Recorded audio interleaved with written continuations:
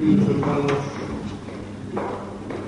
el Evangelio de hoy nos habla, en primer lugar, de la fuerza y de la insistencia y del modo en el cual tenemos que orar. Nos habla de la fuerza de la oración y Jesús lo hace con comparaciones. Comparación de un amigo, ciertamente indiscreto, que llega de noche a golpear la puerta de la casa, a medianoche. Me han llegado visitas de viaje, no tengo que darles de comer, préstame algo para darles. El amigo le dice, estamos acostados, la puerta está cerrada, pero insiste hasta que el otro, un poco para que se deje de embromar, le da lo que pide. Es decir, tenemos que pedir y pedir con insistencia. Pero acaso uno podrá preguntarse, ¿pero que Dios es sordo, que necesitamos gritarle y repetirle? No, Dios ya sabe todo lo que nosotros necesitamos. Pero la oración más vale nos lleva a repetir y a repetir una y otra vez las cosas que le pedimos por nosotros mismos, para acrecentar nuestra fe, para hacer crecer más la confianza e incluso para disponernos a recibir lo que Dios quiera darnos. Dios siempre escucha cuando le pedimos, pero Dios no siempre nos da exactamente lo que le pedimos, porque nosotros a veces no sabemos pedir y pedimos como piden los chicos malcriados, cosas que a lo mejor no les convienen. Dios a veces le pedimos cosas que no son lo mejor para nosotros, y Dios por ahí nos da algo distinto de lo que le pedimos, pero podemos estar seguros de una cosa, es lo mejor. Pedir sin desalentar. Dios sabe cuándo es el momento y cuándo es el tiempo de cada uno de nosotros. Esa oración insistente de Santa Mónica, la madre de San Agustín, cuando su hijo andaba desviado, cuando andaba lejos de Dios, cuando andaba metido en el pecado. Durante años rezaba.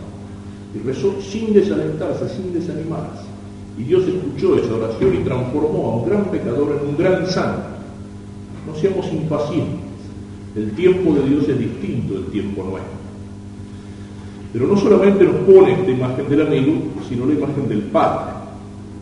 Dios es un Padre, y nosotros tenemos que pedirle a Dios cuando le pedimos algo en la oración, con humildad y con confianza de hijos. Si un padre dice, si su hijo le pide pan, ¿acaso el padre le va a dar una piedra? Y si vosotros que sois malos sabéis dar cosas buenas a vuestros hijos, ¿cuánto más el Padre del cielo dará el Espíritu Santo a aquellos que se lo piden? Es decir, pedir a Dios como Padre. Esto es lo que nos enseña Cristo. Y esta es la posibilidad que Cristo nos da. Porque Cristo nos hace hijos de Dios. Hijos de Dios de una manera nueva, no solamente por la creación, como Dios creó todas las cosas, sino hijos de Dios para la vida del alma, hijos de Dios para la vida divina. Podemos mirar a Dios llamándolo como Jesús lo llamó Padre y considerándolo nuestro Padre. Por eso Jesús aquí les va a enseñar el Padre nuestro, pedir como pide un hijo a su Padre. Pero también hay que ir una referencia a lo que tenemos que pedir. ¿Cuánto más, dice, dará el Espíritu Santo a los que se lo pidan? ¿Cuánto más dará el Espíritu Santo a los que se lo pidan? ¿Qué inversión de valores que tenemos a veces? ¿Cómo tenemos las cosas al revés? ¿Qué es lo que más le pide la gente a Dios? La gente lo que más le pide a Dios en general son las cosas materiales. Le pedimos trabajo, le pedimos plata y le pedimos salud.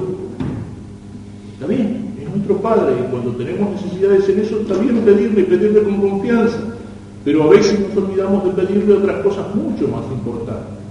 Es importante la salud del cuerpo, pero es mucho más importante la salud del alma. Nos duele la enfermedad y a lo mejor no nos duele un alma corrompida y podrida por el pecado. Es importante y necesitamos el trabajo y el dinero, pero hay riquezas que son mucho más grandes que todas las riquezas que podemos tener aquí en la tierra, que son las riquezas del reino de Dios.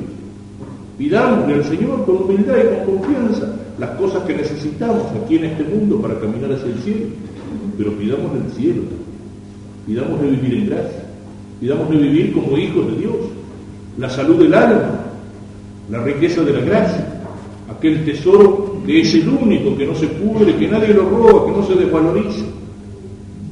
Es el tesoro del alma, el tesoro de las buenas obras, hechas por gracia y por amor de Dios, el tesoro de la caridad.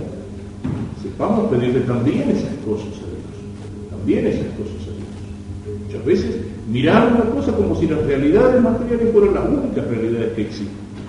Y por eso vemos que esas sectas que más crecen son las que prometen, y en la mayor parte de los casos mentirosamente o trabajando con la sugestión, son los que prometen salud, son las que prometen dinero, son las que prometen que me vaya bien acá, en esta vida. No es exactamente lo que me dijo Cristo. El Señor nos enseña en el Padre Nuestro, que aquí aparece en el Evangelio de San Lucas, un poquito más resumido que en San Mateo, nos enseña a pedir primero las cosas del cielo y después también sí las de la tierra. ¿Qué le pedimos a Dios en primer lugar? Que sea santificado su nombre, que los hombres conozcan a Dios, que lo reconozcan, que lo adoren, que venga tu reino. ¿Y cómo viene el reino de Dios? Viene por la gracia como una semillita en nuestras almas y viene sobre todo el mundo y sobre todos los hombres cuando Cristo vuelva en su segunda venida para juzgar a los vivos y a los muertos. Lo primero que le pedimos son las cosas del cielo. Que venga tu reino, que se haga tu voluntad, es decir, que los hombres cumplan con tu ley, con tus mandamientos, con tu palabra, que venga tu reino. Y luego le pedimos también, sí, las cosas que necesitamos aquí en la tierra. Danos el pan de cada día, que no es ciertamente solo el pan de la mesa, sino también aquellas cosas que necesitamos para el cuerpo, el vestido, el trabajo, aquello que se precisa para llevar adelante una familia, también eso se lo pedimos. Y cuando le pedimos el pan de cada día, no le pedimos solamente el pan o el alimento de la mesa, le pedimos el pan de la Eucaristía y le pedimos el pan de la palabra de Dios.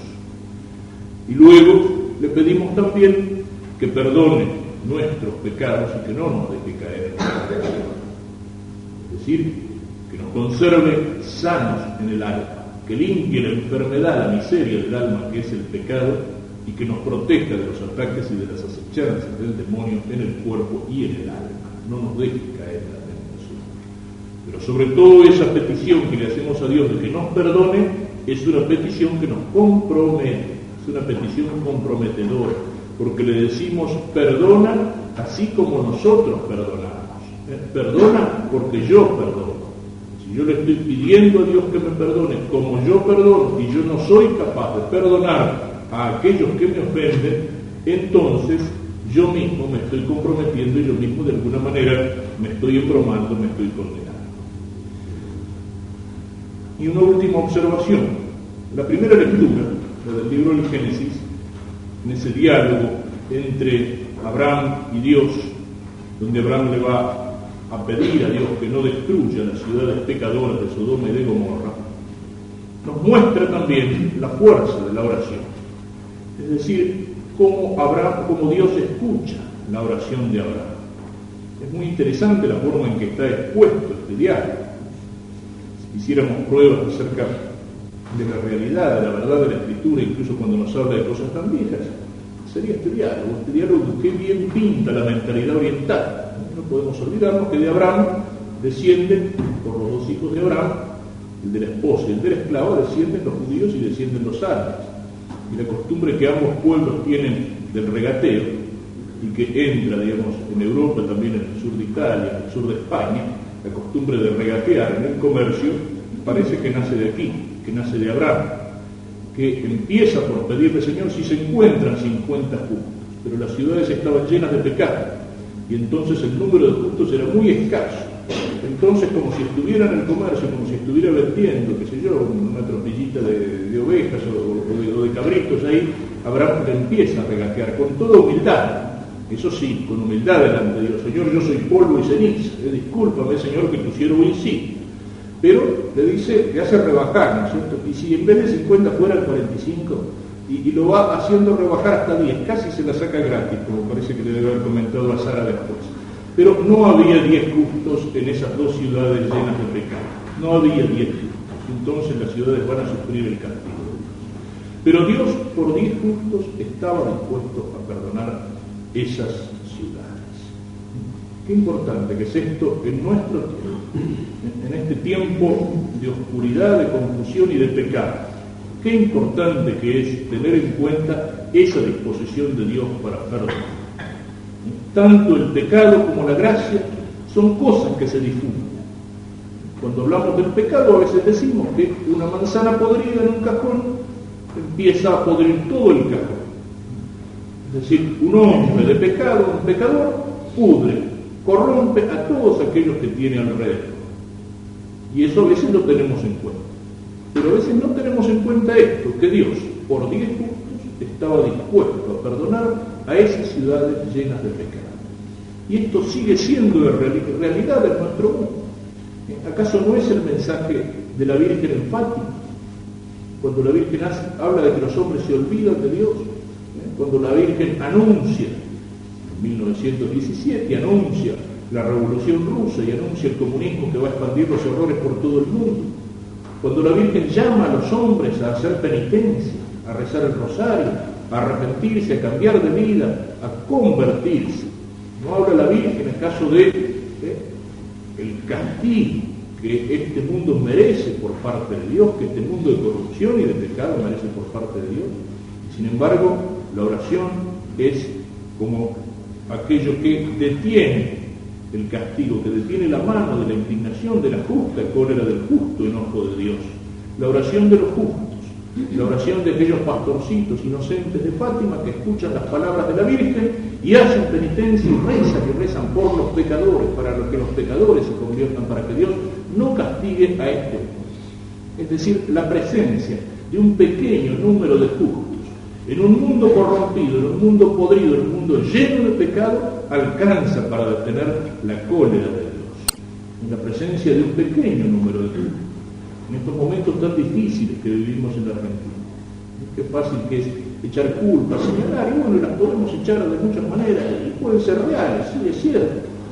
La situación de angustia económica que vivimos es cierto, hay sinvergüenzas, hay remarcadores excesivos, hay falsificadores de productos, hay intermediarios ladrones, hay políticos chantas y sinvergüenzas, todo un montón de cosas existen.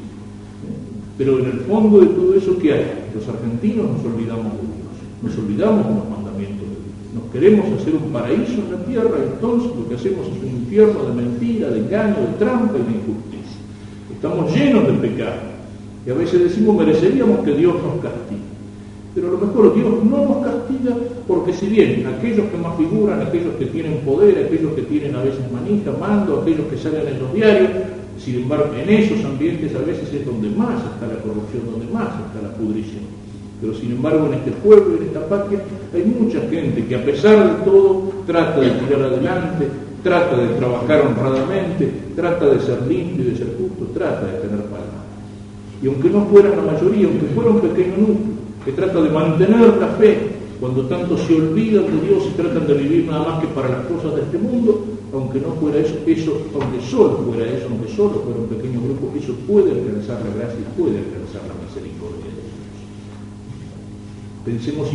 Pensemos entonces que no es inútil tomarnos en serio el Evangelio y tratar de vivir como cristianos, aunque en algún momento parezca que los que son cristianos de veras son pocos. No es inútil, ciertamente no es inútil. Ciertamente la presencia de aquel que trata de vivir la santidad, porque los justos es eso, los santos, la presencia de un pequeño número de santos es, decíamos antes, la presencia del pecador es como la manzana podrida que pudre todo el canasto.